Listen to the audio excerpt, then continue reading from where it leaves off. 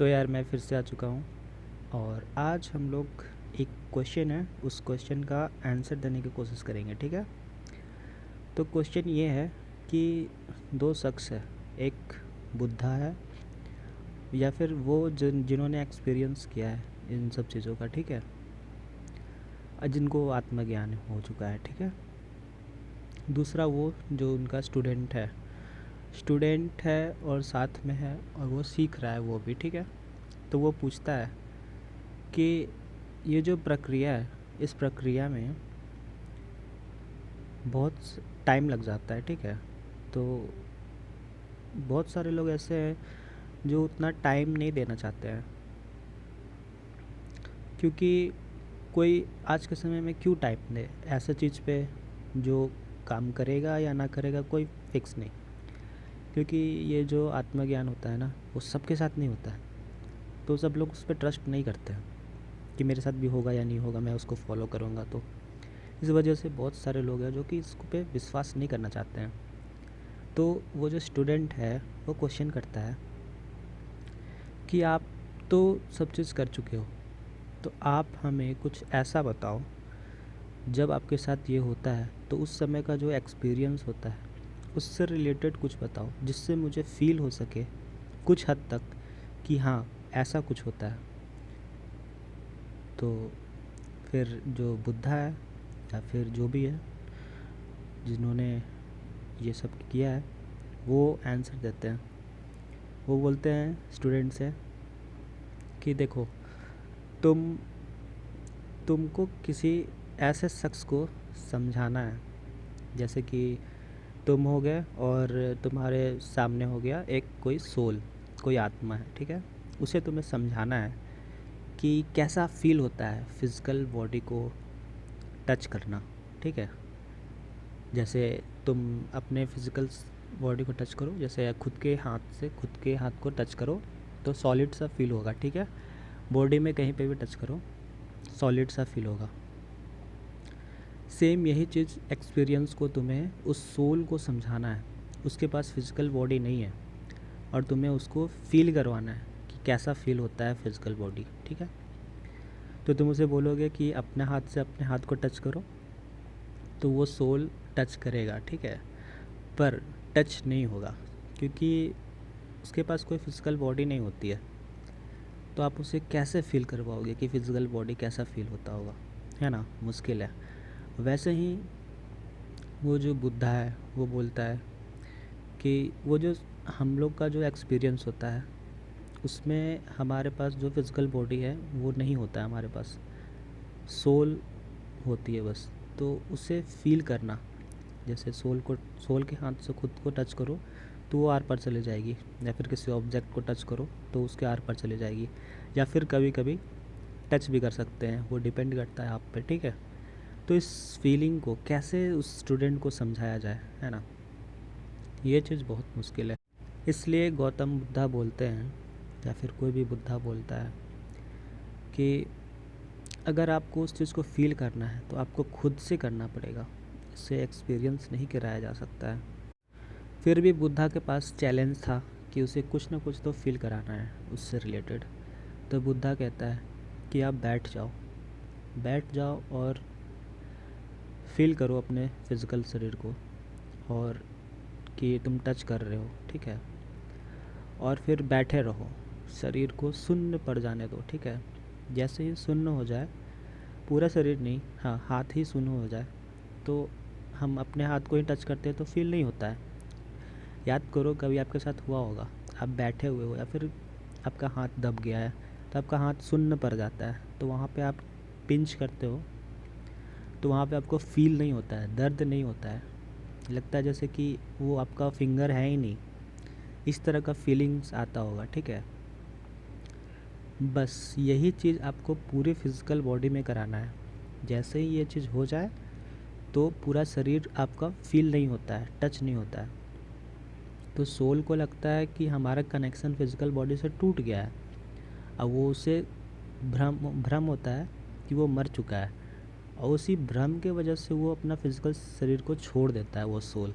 हाँ, ये प्रक्रिया में बहुत समय लगता है, धीरे धीरे करके होता है, पर जिसके साथ हो जाता है ना, उसके साथ डायरेक्ट ये चीज़ होता है कि सोल को ऐसा लगता है कि वो मर चुका है, वो फिज़िकल शरीर को छोड़ देता है। उसके बाद आप एक्सपीरियंस कर पाते हो वो सारे चीज़ जो कि आपने सुना है सबके बारे में।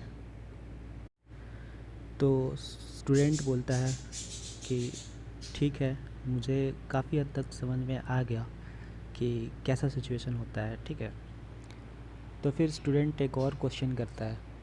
वो बोलता है कि आप कुछ ऐसा बताओ जिससे पता चल सके हम सभी लोगों को, क्योंकि देखो जितने भी लोग होते हैं ना इस दुनिया में, वो सब एक जैसे नहीं होते, सबकी थिंकिंग अलग होती है, सबकी स्पिरिचुअल लेवल अलग होती है ना। तो कोई कैसे समझ पाए कि वो किस लेवल पे है, कुछ हल्का फुल्का एग्जांपल के साथ समझाएं, ठीक है। तो बुद्धा बोलता है कि ठीक है, मैं तुम्हें बताता हूँ। और देखो ये सब कोई स्टोरी कैसे मैं रीड नहीं कर रहा हूँ, ठीक है। ये समझो कि वो बुद्धा मैं ही हूँ और स्टूडेंट आप लोग हो, ठीक है। ये सब मैं खुद से ही क्वेश्चंस को कहीं से, क्वेश्चंस कहीं मिलता है मुझे इस तरह का, तो उस पर मैं आंसर देता हूँ खुद से ही बना करके। तो ये मत समझना कहीं से मैं नोटबुक से लिख रहा हूँ और लिख करके और रीड कर रहा हूँ, ऐसा कुछ भी नहीं है, ठीक है। तो वो बुद्धा बोलता है कि देखो जितने भी लोग हैं ना इस दुनिया में, उन सब में से कुछ लोग ऐसे होते हैं, कुछ रेयर लोग ऐसे होते हैं जिनको स्लीप पैरालिसिस होता है, ठीक है। तो जितने भी लोग हैं जिनको स्लीप पैरालिसिस होता है, वो सब के सब कहाँ है, एक किला है, बहुत बड़ा किला है। उस किला के बाहर एक सीढ़ी है जो किला तक जाता है, काफ़ी लंबी सीढ़ी है, ठीक है। उस सीढ़ी के बाद एक दरवाज़ा है, बहुत बड़ा दरवाज़ा। उस दरवाजे के पास वो सारे लोग खड़े हैं जिनको भी स्लीप पैरालिसिस होता है, और वो क्या कर रहे होते हैं, उस दरवाजे को ठकठका रहे होते हैं। वो उनको पता नहीं है क्या कर रहे हैं, बस ठकठकाए जा रहे हैं, ठकठकाए जा रहे हैं। वो सारे के सारे उस जगह पे, और आपको कहाँ जाना है, उस किला में जाना है।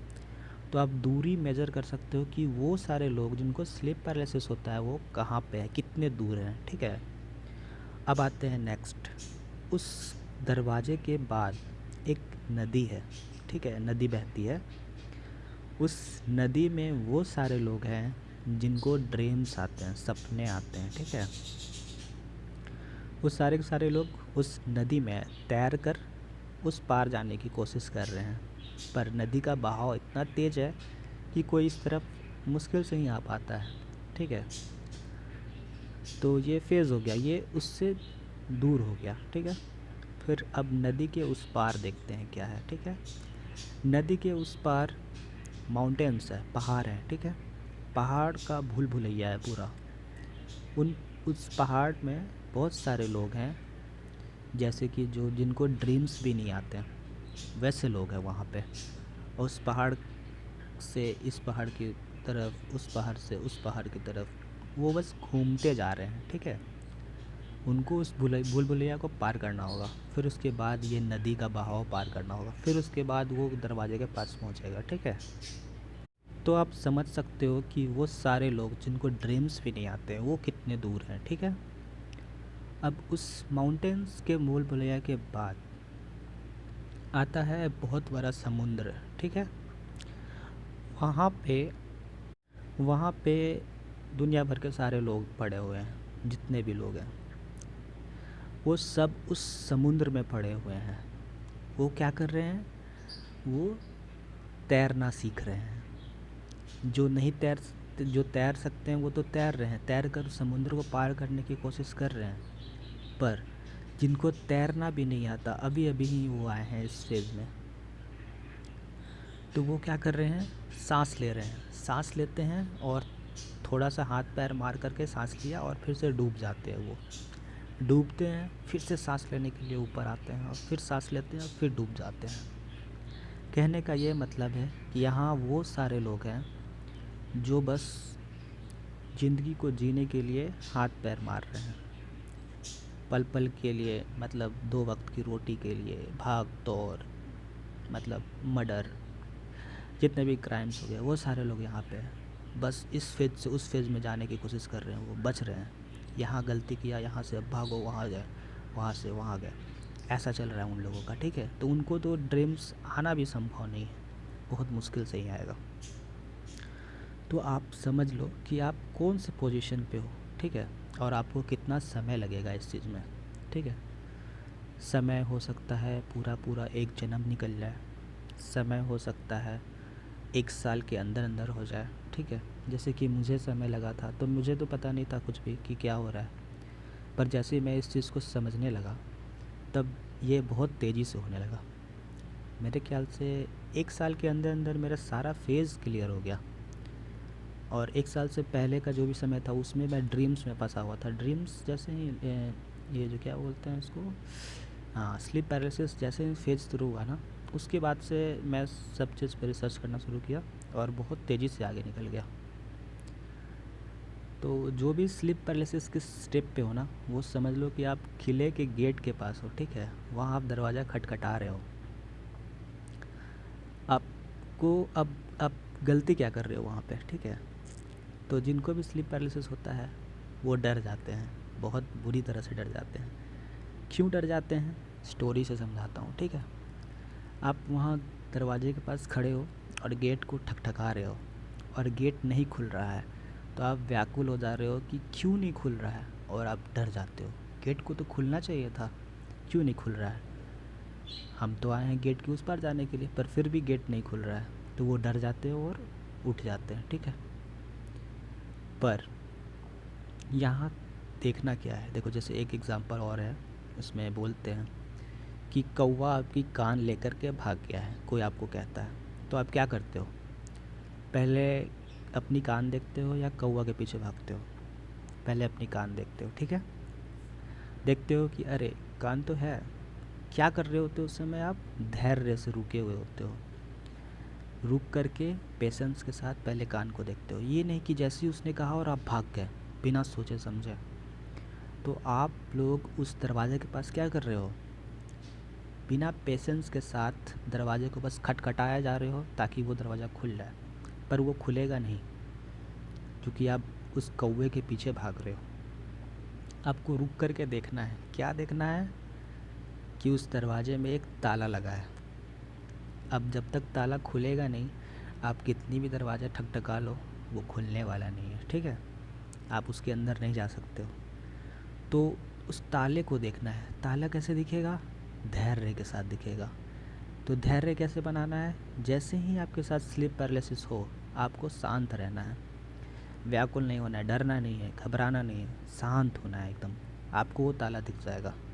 ताला क्या दिखेगा, आपको उस फेज़ को समझ में आएगा आपको क्या हो रहा है, और उसमें आप एक स्टेप आगे बढ़ोगे। वहाँ एक ही चीज़ काम करता है, वो है धैर्य। उस स्टेज में जब भी स्लीप पैरालिसिस हो, और कुछ नहीं काम करता वहाँ पे, ठीक है। तो जो भी इस फेज़ में हो वो इस चीज़ को ट्राई करना, ठीक है।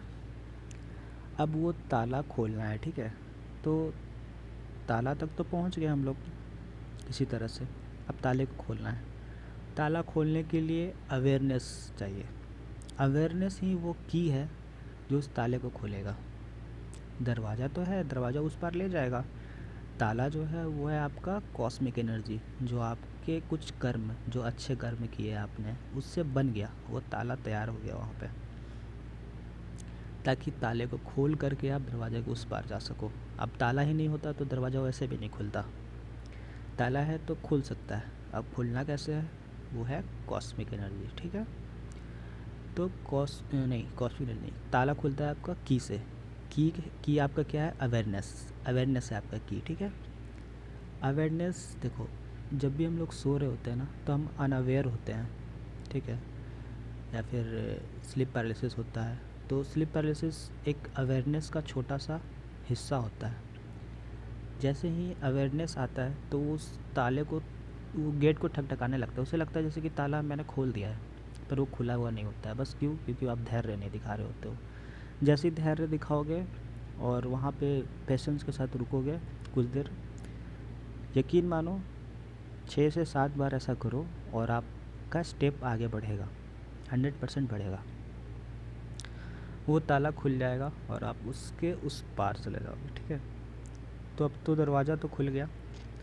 अब स्टार्ट होता है सीढ़ी। सीढ़ी का स्टार्ट हो गया फेज़, ठीक है। तो सीढ़ी मैंने कहा था स्टार्टिंग में वो लंबी है तो आपको एक एक स्टेप पार करना होगा। हर एक स्टेप में एक नई नई कठिनाइयाँ होंगी, कुछ डीमंस आएंगे, कुछ पुराने ख्यालात आएंगे, आपके अंदर का डर जो है वो निकल के आएगा। सारे फेजेस को आपको पार करना होगा, सबसे लड़ना होगा और निकलना होगा उसके आगे, ठीक है। जब आप ये सब कर लेते हो तो आप उस किले के पास पहुंच जाते हो, ठीक है। उस किले के पास पहुंचने के बाद आपका जो पूरा का पूरा सोल है वो बाहर निकलने लग जाता है, ठीक है। जब सोल बाहर निकलना सीख जाता है तो वो बोलता है कि मुझे और ऊपर जाना है।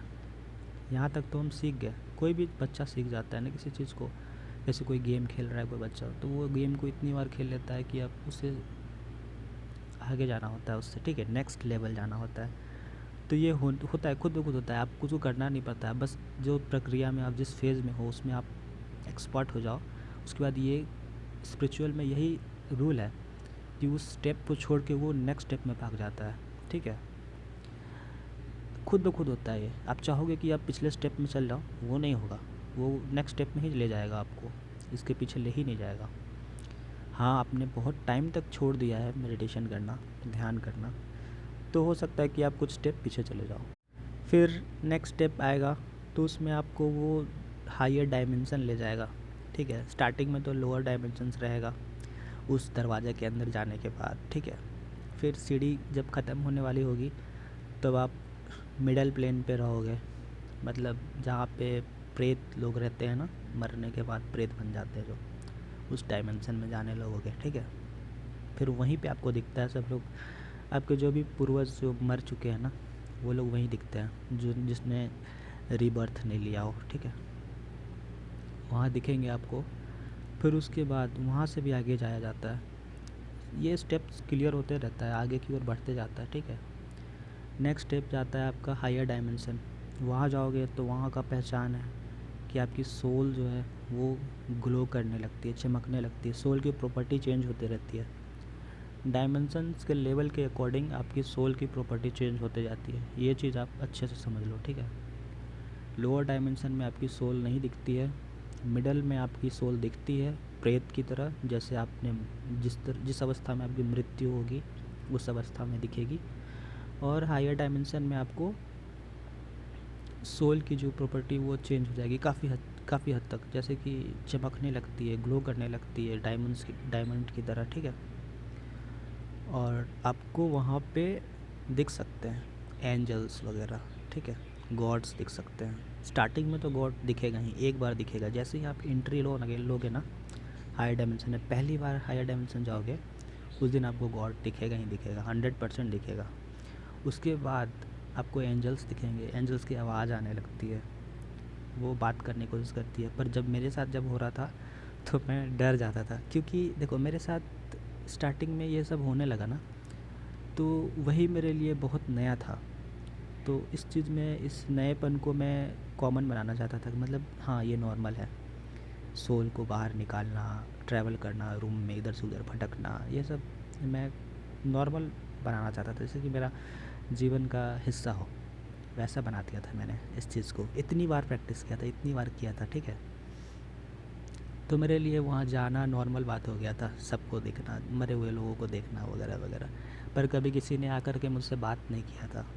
हायर डायमेंशन में एंजल्स थी एक, वो मुझसे बात करने लगी थी, तो मैं डर गया था, क्योंकि कभी कोई बात नहीं करता था यार मेरे से। पर वो जब मुझसे बात की तो मैं डर गया था, तो उस चीज़ को मैं छोड़ दिया था कुछ समय के लिए। तो 2-3 बार उससे बात हुआ एंजल से, उसके बाद बात नहीं हुआ। 2 बार बात हुआ, उसमें तो बात नहीं, उसकी आवाज़ मुझे आई, मतलब वो मुझे कुछ बोल रही थी, ठीक है। तो मैं डर डर के भाग जाता था। तीसरी बार हुई, थोड़ी बहुत बात हुई, उसके बाद से मैं एंजल से नहीं मिला। फिर हाँ, यहीं तक आज रखते हैं, ठीक है, नहीं तो वीडियो बहुत लंबी हो जाएगी। अच्छा ठीक है, मैं एंजल वाली बात क्लियर कर देता हूँ। फिर उसके बाद कोविड का टाइम शुरू हो गया था और इधर से उधर भाग दौड़ हो गया था, कुछ प्रॉब्लम हो गया था घर में। तो मैं फिर इसको वहीं पे रोक दिया था। उसको रोकने की वजह से मैं फिर एंजल से फिर दोबारा कभी बात नहीं कर पाया, अभी तक तो नहीं कर पाया, पर आगे चल के कभी बात होता है तो मैं वीडियोस में ज़रूर डालूँगा। ठीक है, ठीक है, तो आज के लिए इतना ही, फिर मिलते हैं नेक्स्ट ऑडियो में।